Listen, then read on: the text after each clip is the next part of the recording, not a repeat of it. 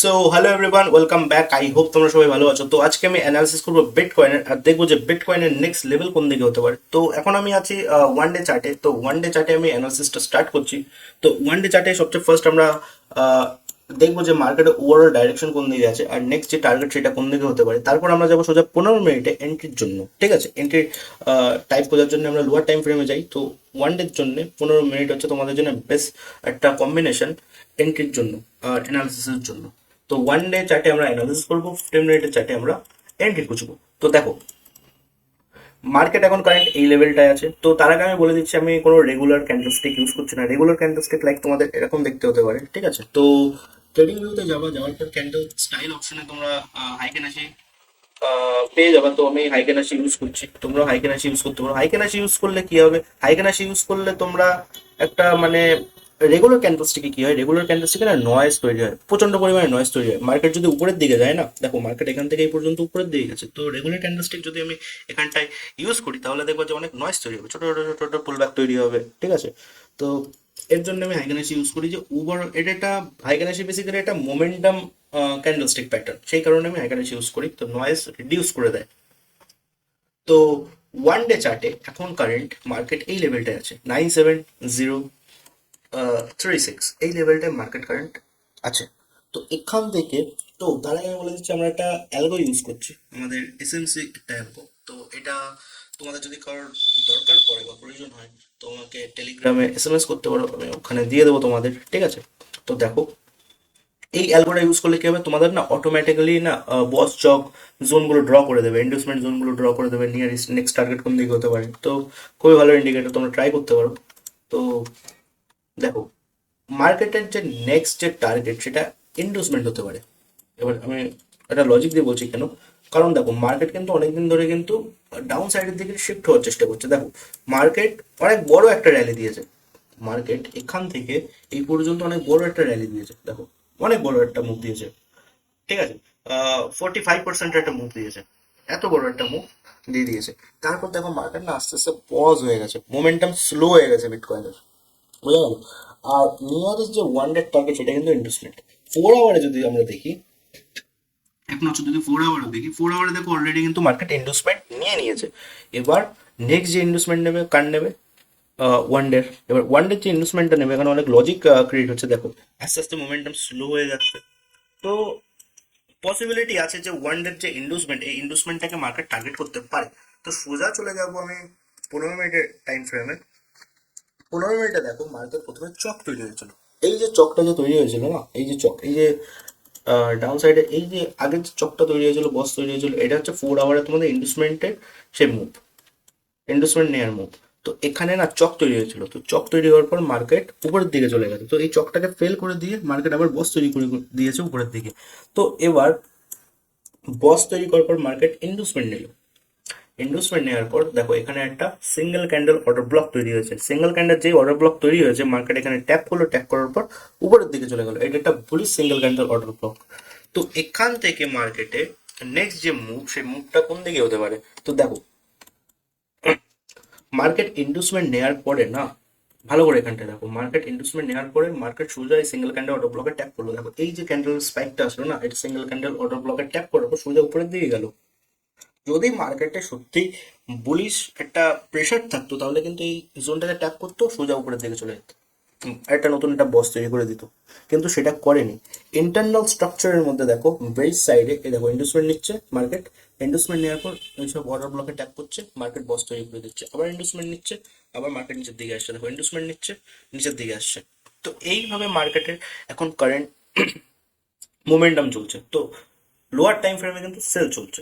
এবার মার্কেটে আমি একটা জোন বলছি, এই যে জোন, ঠিক আছে, এই যে কারেন্ট এই যে জোনটা না, এটা হচ্ছে তোমাদের অ্যাকচুয়ালি এইটা, এই যে জোনটা, এই জোনটা তোমাদের ইন্টারনাল স্ট্রাকচারের 15 মিনিটে ইন্টারনাল স্ট্রাকচারের ইনভেস্টমেন্ট। ঠিক আছে, এটা হচ্ছে তোমাদের 15 মিনিটে ইন্টারনাল স্ট্রাকচারের ইনভেস্টমেন্ট। এবার অনেকে বুঝবে, এটা কনফিউজ হয়ে যাবে যে ইন্টারনাল স্ট্রাকচার ইনভেস্টমেন্ট মানে। দেখো এক্সটার্নাল স্ট্রাকচার কিন্তু তোমাদের এই অ্যালগো অটোমেটিক্যালি ড্র করে দিচ্ছে, বস তৈরি করলো, ইনভেস্টমেন্ট তৈরি করছে, এইগুলো কিন্তু অটোমেটিক্যালি তৈরি করে দিচ্ছে। যেহেতু এর ভিতরে ফেসে আছে মার্কেট, এই মানে বস আর ইনভেস্টমেন্ট, এই এই জোনটা, এই হায়ার লো এর যে জোন আর হায়ার এই যে জোন, এর ভিতরে যেহেতু মার্কেট ফেসে আছে, তো এই যে ফেসে থাকাকে বলা হয় ইন্টারনাল স্ট্রাকচার। আর এই জিনিসটাকে তোমাকে ম্যানুয়ালি ভাবে ড্র করতে হবে, ঠিক আছে? তো আমি ম্যানুয়ালি ভাবে এখানে ড্র করে দেখতে পাচ্ছি এইটা ইন্ডুসমেন্ট। তো তার আগেও মার্কেট ইন্ডুসমেন্ট নিয়েছে, ইন্ডুসমেন্ট নেওয়ার পর কিন্তু বস তৈরি হয়েছে, ভালো করে বোঝো। আবার ইন্ডুসমেন্ট নিয়েছে, আবার বস তৈরি হয়েছে।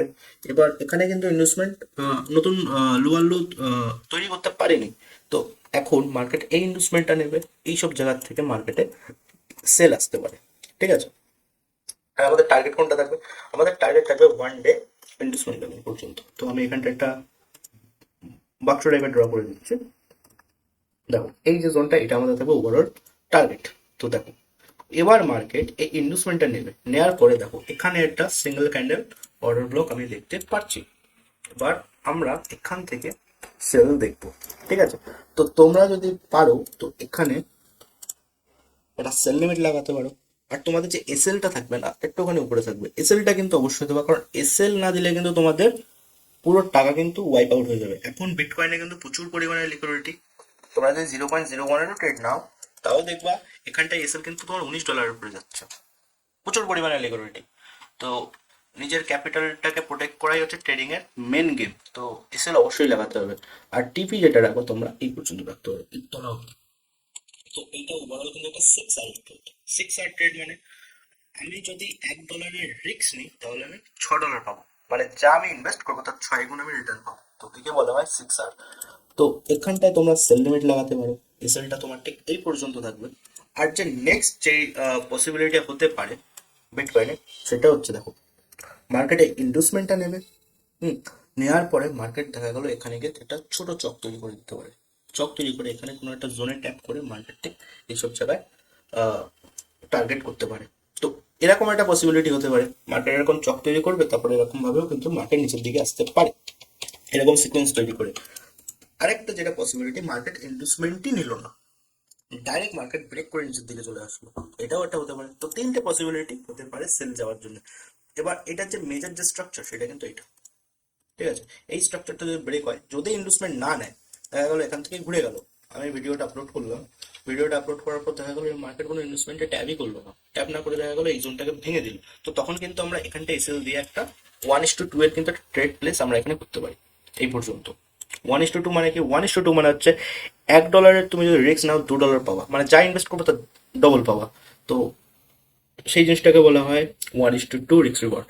তো এই জোনটা যদি ভাঙে মার্কেট উইদাউট যদি ইনভেস্টমেন্ট, মানে ইনভেস্টমেন্ট যদি ট্যাব না করে, তো এই জোনটা যদি ব্রেক করে তাহলে কিন্তু আমরা একটা সেল সাইড দেখতে পারি। তো এটাই ছিল বিটকয়েনের ছোট একটা ভিডিও। তো তোমরা যারা যারা এখনো আমার টেলিগ্রামে জয়েন হওনি, তো টেলিগ্রামের গ্রুপ ডিসক্রিপশনে দেওয়া আছে, লিঙ্ক ডিসক্রিপশনে দেওয়া আছে টেলিগ্রামের গ্রুপের লিঙ্ক। ওখানে কিন্তু আমি মাঝে মাঝে সিগন্যাল দিই। প্লাস তোমাদের যদি স্মার্ট মানি কনসেপ্ট শিখতে কোনো রকম কোনো অসুবিধা হয়, কোনো কিছু জানার থাকে, তাহলে ওই গ্রুপে তোমরা ডিসকাস করতে পারো। তো টেলিগ্রামের গ্রুপের লিঙ্ক ডিসক্রিপশনে দেওয়া আছে। আর এই অ্যালগোটা তোমাদের যদি দরকার পড়ে, পারচেস করতে চাও, মানে কম প্রাইসে দিয়ে দেবো, কোনো চাপ নেই। আর আমি এটা তোমাদের পুরো কোড বেস অ্যালগো, এই কোডটাও তোমাকে দিয়ে দেবো, এই যে কোড এখানে আছে, ঠিক আছে? কোডটাও তোমাকে আমি দিয়ে দেবো। কোনো এমন না যে আমি তোমাকে শুধু ইনভাইট করে দিচ্ছি, ওরকম কিছুই করবো না, ডাইরেক্ট কোড দিয়ে দেবো, তোমরা লাইফ টাইম ইউজ করতে পারবা। তো টেলিগ্রামে আমাকে এসএমএস করতে পারো, তোমাদের ডিসপ্লের উপর শোই হচ্ছে আমার টেলিগ্রাম আইডি। তো এটাই ছিল ছোট একটা ভিডিও বিটকয়েনের উপর, যেটা বিটকয়েনের যে নজর এখন কারেন্ট, যেটা আমার মনে হয় হতে পারে সেটা সেল যেতে পারে। আর আমার যে টার্গেট লেভেল থাকবে সেটা এই পর্যন্ত থাকবে। তো আই হোপ এই ভিডিওটা তোমাদের ভালো লেগেছে। যদি ভিডিওটা ভালো লাগে তাহলে একটা লাইক করো। চ্যানেলে যদি ফার্স্ট টাইম আসো তাহলে চ্যানেলটাকে সাবস্ক্রাইব করো, কারণ অনেক পাওয়ারফুল কন্টেন্ট আছে এই চ্যানেলে। তুমি প্লে লিস্টে যাবা, ওখানে আমি ম্যানুয়ালি ভাবে তোমাদের এসএমসি একটা ফুল কোর্স আছে, সেই কোর্সটাও দেখতে পারো। ম্যানুয়ালি ভাবে তোমরা এসএমসি ড্র করতে পারবা, অ্যালগোরও কোনো প্রয়োজন পড়বে না। ম্যানুয়ালি ভাবে তোমরা কিভাবে ড্র করবা, তারপরে অনেক ইন্ডিকেটরের ভিডিও আছে, প্রাইস অ্যাকশনের ভিডিও আছে, অনেক কিছু আছে। তো প্লে লিস্টটা তোমরা অবশ্যই দেখো। তো এটাই ছিল ছোট একটা ভিডিও বিটকয়েনের উপর। থ্যাংক ইউ গাইস ভিডিওটা দেখার জন্য। তো দেখা হবে নেক্সট ভিডিওতে, সবাই ভালো থেকো। Finally facing it all, fearless.